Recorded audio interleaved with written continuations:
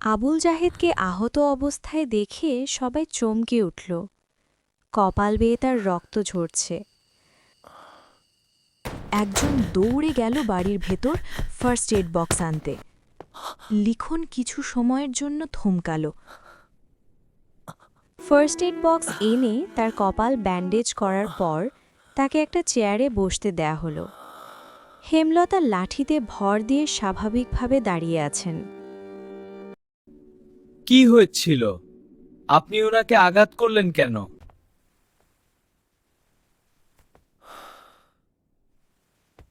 এই অসভ্য লোক আজ 4 দিন ধরে মাঝরাতে এখানে ঘুরঘুর করে। তার উদ্দেশ্য খারাপ। লিখন আর চোখে পদ্মজাকে দেখল। এরপর আবুল জাহেদকে প্রশ্ন করল, উনিয়া বলছেন সটি? আমি আজই প্রথম এসেছি এখানে। ঘুম আসছিল না, তাই হানতে হানতে এদিকে চলে এসেছি। হুট করে উনি আক্রমণ করে বসলেন। মিথ্যে বলবেন না একদম। প্রমাণ ছাড়া আপনি আমাকে মিথ্যা দোষারোপ করতেছেন। আমি আজকেই প্রথম এসেছি। ও, আপনি স্বীকার করবেন না তাতে আমার কোনো যায় আসে না।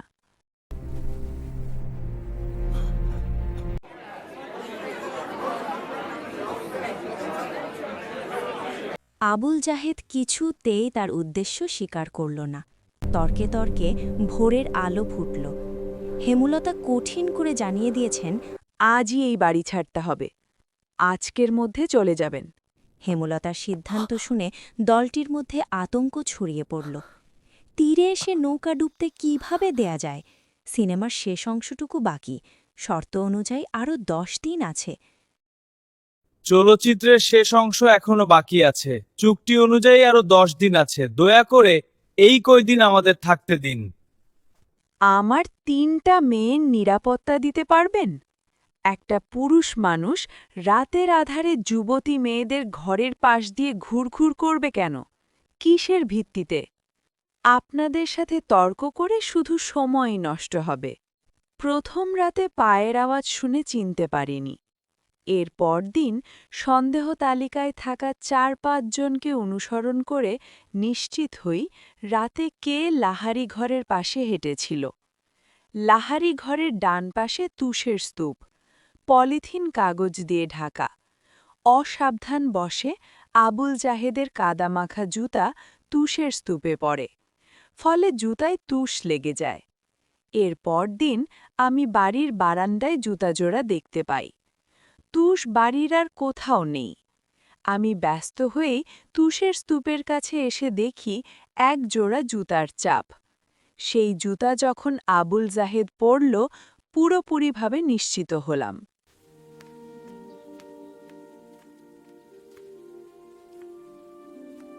শুটিং দলটার মধ্যে একটা হাহাকার লেগে গেল। বেশ কিছুক্ষণ নিজেদের মধ্যে আলোচনা চলল।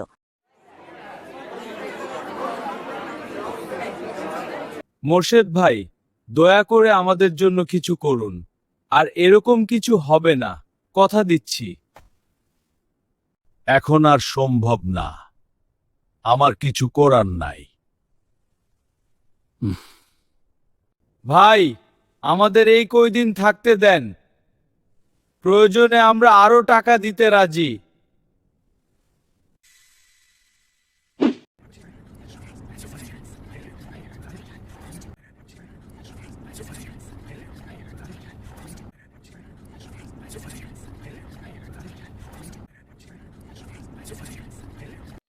না, আমি কিছুতেই আর ওনাদের এই বাড়ি থাকতে দিব না।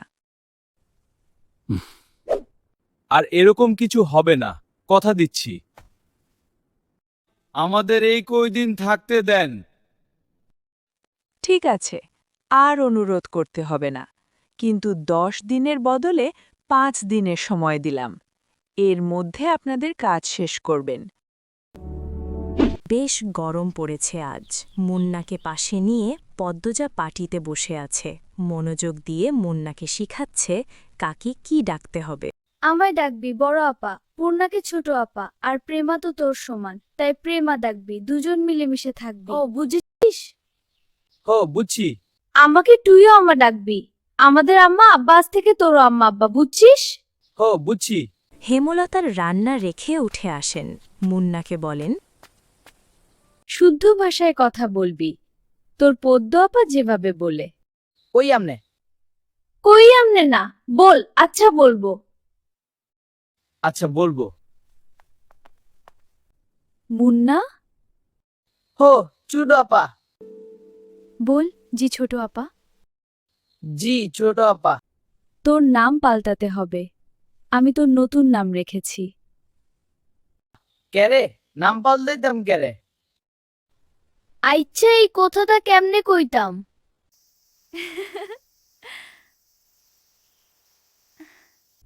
এই জেলে তো আঞ্চলিক ভাষায় বুঁদ হয়ে আছে।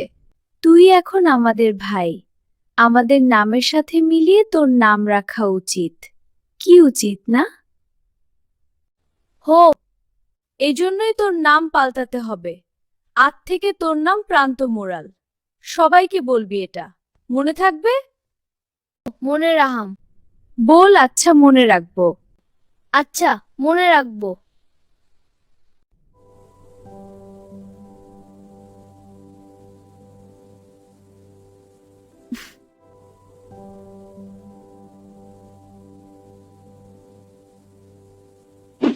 দুপুর গড়াতেই হাজেরা আসলো, সাথে নিয়ে এসেছে বানোয়াট গল্প আর বিলাপ। ইশারা ইঙ্গিতে সে লাউ চাইছে। মোর্শেদ গতকাল সব লাউ বাজারে তুলেছেন। গাছে আর একটা ছিল, ঘরে চিংড়ি মাছ আছে। প্রান্ত লাউ দিয়ে চিংড়ি খাবে বলে ইচ্ছে প্রকাশ করেছে। হেমলতা হাসি মুখে শেষ লাউটা নিয়ে এসেছেন। এখন আবার হাজেরারও চাই। কেউ কিছু চাইলে হাতে থাকা সত্ত্বেও হেমলতা ফিরিয়ে দেননি, আজও দিলেন না। তিনি হাজেরাকে হাসি মুখে লাউ দিলেন। হাজেরা সন্তুষ্টি প্রকাশ করে চলে গেল। পদ্মজায় মায়ের দিকে অসহায় চোখে তাকায়। প্রান্ত এই বাড়িতে এসে প্রথম যা চাইল তাই পেল না। মনের উপর নেতিবাচক প্রভাব পড়বে না তো? হেমলতা পদ্মজার দৃষ্টি বুঝেও কিছু বললেন না। প্রান্তকে ডেকে কোলে বসান। ছেলেটাকে দেখতে বেশ লাগছে। দুপুরে তিনি গোসল করিয়েছেন।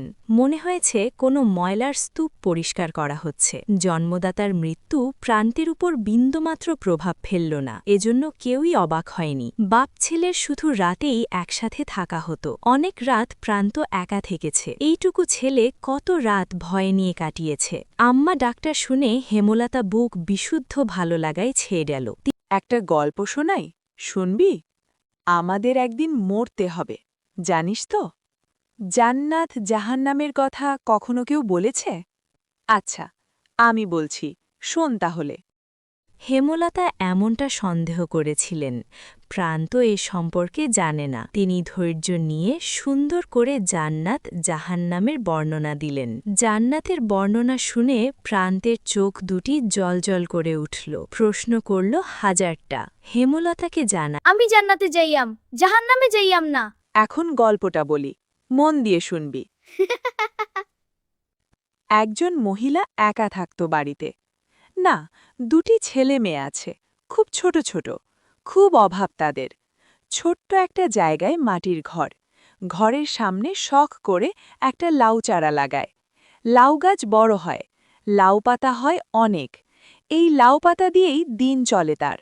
কখনো সিদ্ধ করে খায়, নুন মরিচ পেলে শাক রেঁধে খায়। তো একদিন একজন ভিক্ষুক মহিলা আসলো। ভিক্ষুক মহিলাটি খায় না 2 দিন ধরে। লাউ গাছে লাউ পাতা দেখে খেতে ইচ্ছে করে। লাউ গাছের মালিক যে মহিলাটি, তাকে ভিক্ষুক বলে লাউ পাতা দিতে। রেঁধে খাবে, খুব অনুনয় করে বলে। মহিলাটির মায়া হয়। ভিক্ষুক মহিলাকে কথা শোনাতে শোনাতে কয়েকটা লাউ পাতা ছিঁড়ে দেয়। তার কয়দিন পর লাউ গাছের মালিক যিনি, তিনি মারা গেলেন। গ্রামবাসী সহ মসজিদের ইমাম মিলে দাফন করেন। বুঝতে পেরেছ তো প্রান্ত? হো বুঝছি। গ্রামের ইমাম একদিন স্বপ্ন দেখেন, যে মহিলাটিকে তিনি দাফন করেছেন তার চারপাশে আগুন দাউ দাউ করে জ্বলছে, কিন্তু তার গায়ে আঁচ অবধি লাগছে না। মহিলাটিকে ঘিরে রেখেছে লাউ পাতা, যার কারণে আগুন ছুঁতে পারছে না। ওই যে তিনি একজন ভিক্ষুককে নিজের একবেলা খাবারের লাউ পাতা দান করেছিলেন, সেই লাউ পাতা তাকে কবরের শাস্তি থেকে বাঁচাচ্ছে।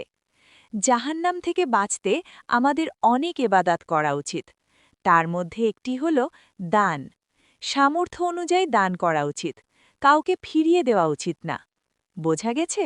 হো, বুঝছি, আমি দান করাম। করবি। অনেক বড় হবে জীবনে, আর অনেক দান খয়রাত করবি। আচ্ছা প্রান্ত, এখন যদি কোনো অভাবে এসে বলে তোর লাউটা দিতে, তুই কি করবি? দিয়া দিয়াম। একটু আগে একজন মহিলা আসছিল না, দেখেছিস তো? হো, দেখছি। সে খুব গরিব, বাড়িতে বাচ্চা আছে ছোট। এসে বলল লাউ দিতে, তাই তোর লাউটা দিয়ে দিয়েছি। এজন্য কি এখন তোর মন খারাপ হবে? লাউডা তুমি দিছো, তাইলে তোমার আগুন থেকে বাচ্চায় লাউডা। লাউটা আমি দিলেও তোর জন্য ছিল। তুই এখন খুশি মনে মেনে নিলে লাউটা তোকে আগুন থেকে বাঁচাবে। একটা লাউ কেমনে বাচ্চায় আমারে?